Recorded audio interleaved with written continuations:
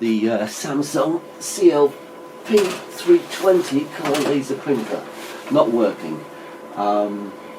Get that message on the screen which indicates that the planned obsolescence. It says that the drum needs replacing. Well, it's giving great prints, so that's unlikely. So I reckon it needs to be reset. So let me unplug this and get it on the table.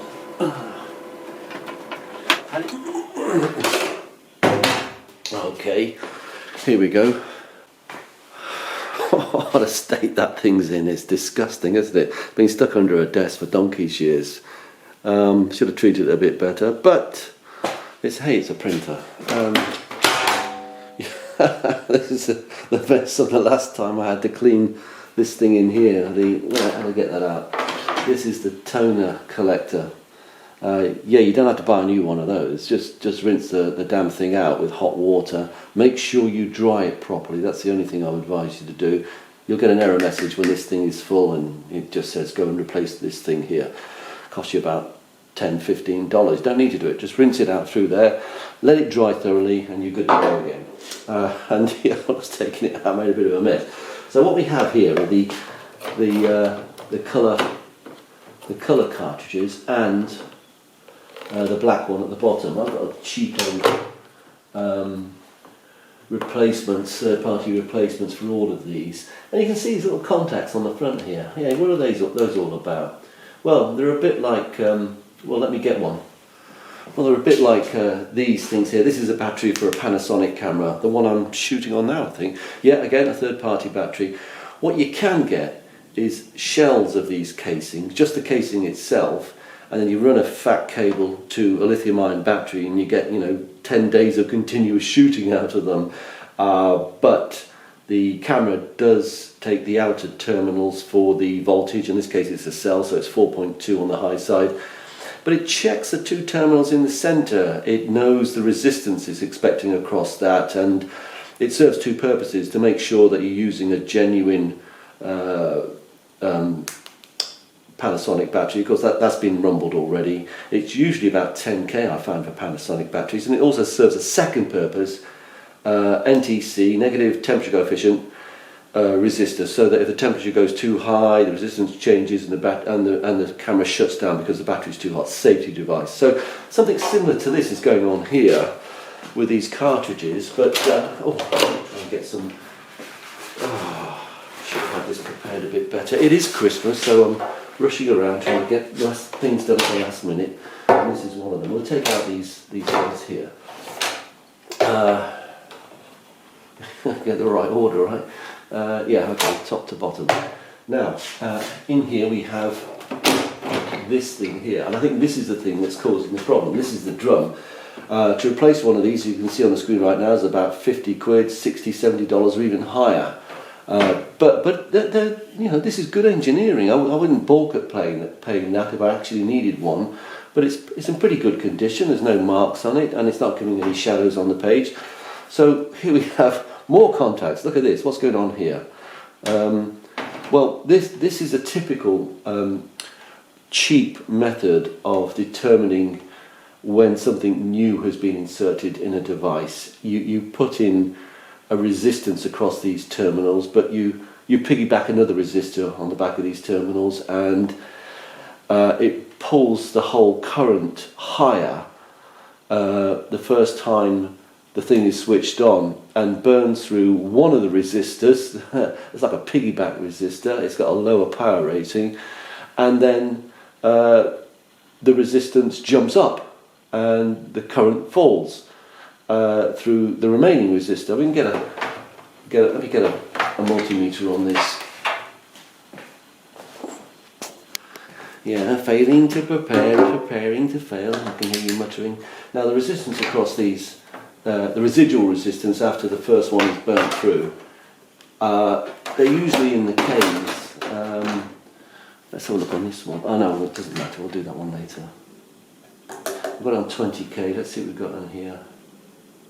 No, higher. Ooh. What have we got? You can see that. Let's do that again. We've got 100 100k resistor thereabouts, right? You can see that 98.7, 100k resistor. So if you piggyback something on the top of that and parallel, let's say, they're usually somewhere around about the 100 ohms or the 30, 50 ohms, something like that. If you piggyback a 50 ohm resistor on the back of that, you're pulling the resistance really low. 1 over R plus 1 over R equals 1 over R1 plus 1 over R2 equals 1 over R. Right, so what I need to do is temporarily piggyback a resistance across these two, reassemble the printer, power it on. The microcontroller will say, hey, we've just had a much lower resistance, it's disappeared, that means somebody stuck a new drum in. We fooled it, hey, easy, let's give it a try. And of course I haven't got my bag of resistors. I should have prepared, shouldn't I? Alright, back in a second. Okay, this should be 51 ohms. Let me get this on there. A big bag of resistors here, it's a massive mega pack. Where is it? Here it is. 51 ohms.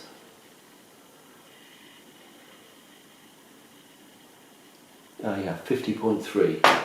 I mean, I've no idea what it needs to be. Somewhere between 20 and 100, I'm guessing, but I've no idea. Something that takes the current up by dropping the resistance in parallel with the 100k one, blows through the resistance as a fuse. It's usually a fusible resistor. We're kind of, you know, cheating the system in two ways. Firstly, bypassing this end of life and planned obsolescence, but secondly, instead of using a fusible resistor, we're using a permanent resistor. That's an 8 kilowatt, I think. And I'm not sure what will happen if I leave it in place. I'm going to have to remove it, I think. Let's do that first. Let's see what's happening in here. What's going on in here? How do I get that out? Do that. Oh, yes. Easy peasy, Japanesey. Korean, actually, right? Ah, that doesn't want to come out. What's that? Is that? Do I have to push that out there?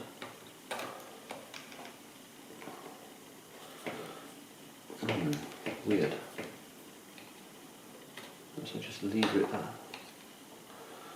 Don't want to break it, obviously. Oh, it doesn't want to come out. What the heck's going on there? Do I push it out from the back? Oh, look, there's the resistor. Idiot. 2 in parallel. I guess one has blown through, right? Get into that then. Do that. How on earth do I get that out? It looks like it's sealed. Can't be. Alright, must be this. This must be the catch which is stopping it from coming out.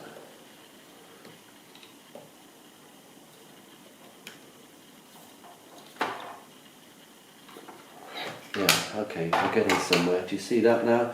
It's coming out. You need to be careful with this because... Oh yeah, there it is. So from the bottom, and then the 2 resistors. Actually, it doesn't look like it's fused. Oh yeah, it has, hasn't it? I think it has fused. You see that one there? That must be the 100k. So, okay, so now we've got 100k. Let's do that again, make sure I'm doing this right. 100k through that 198.8, fine. And through this one, yes, that's your fuse there, that's blown. What's this one here?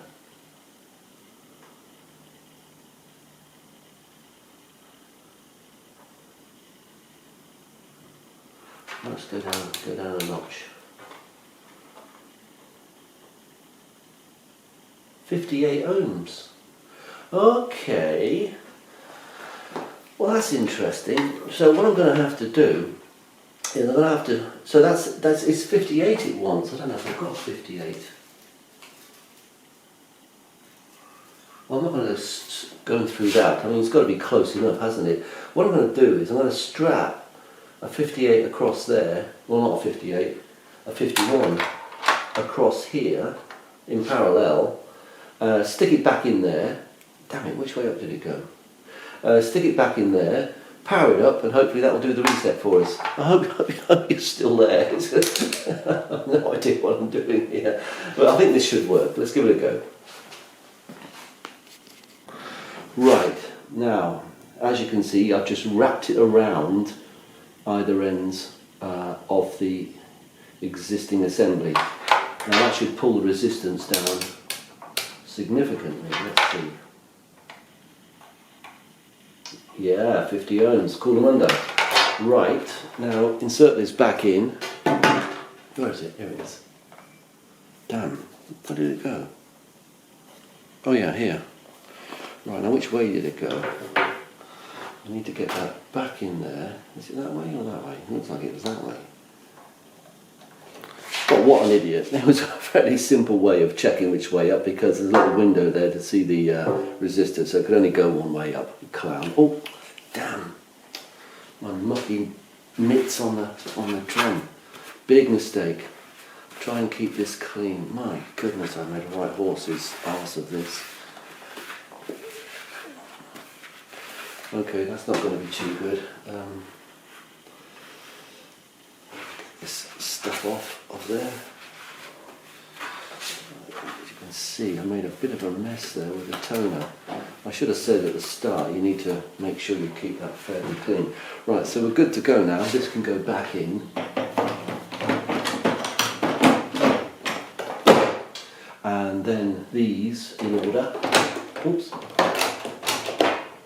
First. Second. The camera's still... Yeah, you can still see that. Okay. I should have put that in first, shouldn't I? Oh no, I'm going. Great. And lastly, the black. Let me try and correct some of this mess.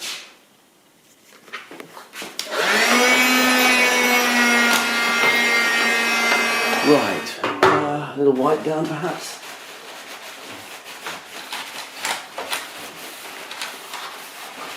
Yeah, not a brilliant job, but like I say, I'm in a bit of a rush today, so let's give it a go. Now, just as a reminder, I'm not using a fusible resistor, so I'm going to have to remove this after power up. Now, is there a power switch on this thing? No, there isn't. What is that? So, I have no idea what will happen if I leave that resistor in, no idea at all. Will it reset the counter of maximum pages, which is, I don't know, 5,000, 10,000, I have no idea what the counter is, every time I power it on, and will it cause a long-term problem? Not knowing and having access to the microcode source, I don't know. So what I'll do is I'll power this up.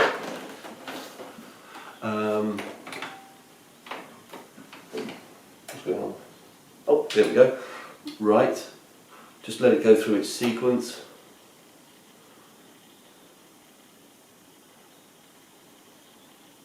Come on. That could be enough. And then what I'll do is I'll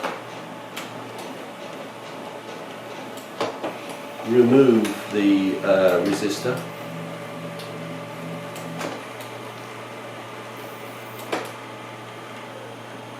I think that's enough. Let's get that out.